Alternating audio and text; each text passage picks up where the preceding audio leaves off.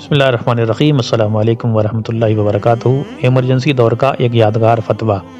فقیہ ملت مفتی جلال الدین امجدی قبلہ علیہ الرحمہ فتاوی مصطفیہ کی تقدیم میں اس عنوان کے تحت فرماتے ہیں 1396-97 ہجری مطابق 1976-77 ایمرجنسی کے دور میں جب حکومت نے نسبندی کا جبری قانون نافذ کیا تو لوگوں کو پکڑ پکڑ کر زبردستی ان کی نسبندی کی جانے لگی اور گورنمنٹ کے ملازمین کو سخت تاکید کی گئی کہ خود نسبندی کراؤ اور 5-10 آدمیوں کو پکڑ کر بھی لاؤ ورنہ تنخواہ روک دی جائے گی اور یا تو ملازمت سے نکال دیے جاؤ گے۔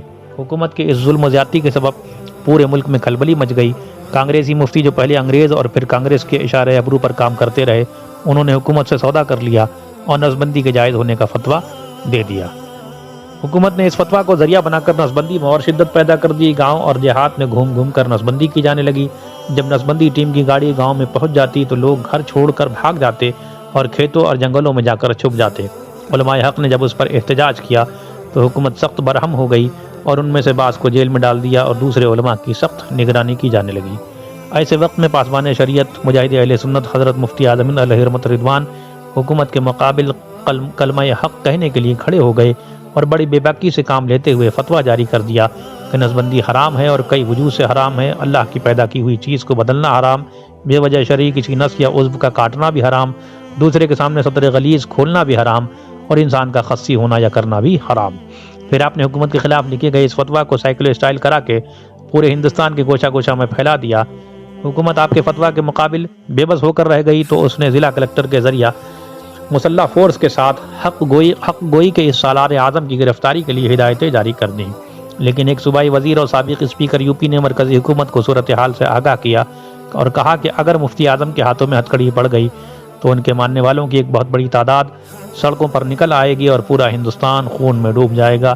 اس طرح حضرت کی گرفتاری کا منصوبہ خاک میں مل گیا۔ ایمرجنسی دور کا یہ اہم فتویٰ قرآن و حدیث اور تفسیر کے حوالوں سے مزین اس مجموعہ فتاوی کے صفحہ نمبر 530 پر ملاحظہ ہو۔ اب وہ سوال و جواب سنیے۔ ایمرجنسی دور کا ایک یادگار فتویٰ۔ مرزا ممتاز بیگ رضوی چھترپور مدھیہ پردیش سے حضور مفتی اعظم کی بارگاہ میں سوال کرتے ہیں: سیدی مرشدی و مولائی حضور مفتی اعظم دامت برکاتہم القدسیہ، السلام علیکم ورحمۃ اللہ وبرکاتہ۔ کیا فرماتے ہیں علماء دین خاندانی منصوبہ بندی فیملی پلاننگ کے متعلق نسبندی کے آپریشن کرانے کے بارے میں عورتوں اور مردوں کے متعلق، کیونکہ آج کل گورنمنٹ کی طرف سے ایسے احکام آئے ہیں کہ نسبندی کا آپریشن نہ کرانے والے گورنمنٹی ملازم کو ملازمانہ ترقی نہ دی جائے گی وغیرہ وغیرہ عین نوازش ہوگی۔ حضور بذات خود تکلیف گوارا کر کے اس مسئلہ کو حل کر کے روانہ فرمائیں، کیونکہ میں گورنمنٹی ملازم ہوں اور گورنمنٹ کو اس کا جواب دینا ہے۔ فتویٰ قرآن و حدیث سے مدلل ہونا چاہیے۔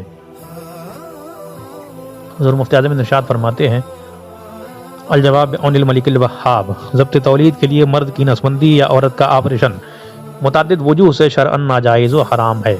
اس میں اللہ کی پیدا کی ہوئی چیز کو بدلنا ہے اور قرآن و حدیث کی نص سے ناجائز و حرام ہے۔ قرآن عظیم میں ہے وَلَا آمُرَنَّهُمْ فَلَا يُغَيِّرُنَّ خَلْقَ اللَّهِ، یعنی شیطان بولا میں ان کو بہکاؤں گا تو وہ اللہ کی پیدا کردہ چیزوں کو بدلیں گے۔ تفسیر ساوی میں ہے من ذالک تغیر الجسم، اور اس میں سے ہے جسم کی تغیر۔ اور تفسیر کبیر میں ہے ان معنی تغیر خلق اللہ ہا ہنا هو الاقصاء، یعنی اس آیت میں تغیر خلق کا معنی خاصی کرنا وغیرہ ہے۔ بخاری و مسلم کی حدیث ہے لعن اللہ مغیرات خلق اللہ ملخصاً، یعنی اللہ کی لعنت ان عورتوں پر جو اللہ کی پیدا کی ہوئی چیز جسم کی قدرتی بناوٹ کو بدلنے والی ہیں۔ نیز اس میں بے وجہ شرعی ایک نس اور عضو کاٹا جاتا ہے، وہ بھی ایسا نس ایسا عضو جو توالد و تناسل کا ذریعہ ہے، اور بے ضرورت شرعی دوسرے کے سامنے سطر وہ بھی سطر غلیظ کھولا جاتا ہے اور اس کو چھوتا بھی ہے، اور یہ تینوں امور بھی حرام ہے۔ کما فی قطب الفقہ، اور یہ قاطع توالد ہونے کے سبب معنی خصا میں داخل ہیں، اور انسان کا خصی ہونا اور کرنا بھی بنص قرآن و حدیث حرام ہے، جیسا کہ آیت و حدیث سے اوپر گزرا۔ نیز حدیث میں ہے حضور صلی اللہ تعالیٰ علیہ وسلم نے فرمایا لیسا منا من خصا واقتصا، یعنی جس نے دوسرے انسان کو خصی کیا یا خود خصی ہوا وہ ہم میں سے نہیں۔ مشکوٰۃ شریف۔ پھر یہ گمان کہ کثرت اولاد مفلسی کا باعث ہے غلط ہے، بلکہ اللہ و رسول کی نافرمانی و بے حیائی کے کام مفلسی کے اسباب سے ہیں۔ اللہ تعالیٰ فرماتا ہے لا تقتلوا اولادکم من املاق نحن نرزقکم وایاہم ولا تقربوا الفواحش ما ظہر منها وما بطن، یعنی اپنی اولاد کو قتل نہ کرو مفلسی کے باعث، ہم ہی تمہیں اور انہیں سب کو رزق دیتے ہیں، اور بے حیائیوں کے پاس نہ جاؤ جو ان میں کھلی ہیں اور جو چھپی۔ الحاصل نسبندی یا آپریشن شریعت اسلامیہ میں ہرگز جائز نہیں، لہذا اس سے نفرت اور اعتراض لازم ہے۔ والمولا تعالی عالم۔ منقول عزمہ نامہ اعلیٰ حضرت، صفحہ نمبر 1314، شمارہ ستمبر 1984 مطابق 1404 ہجری۔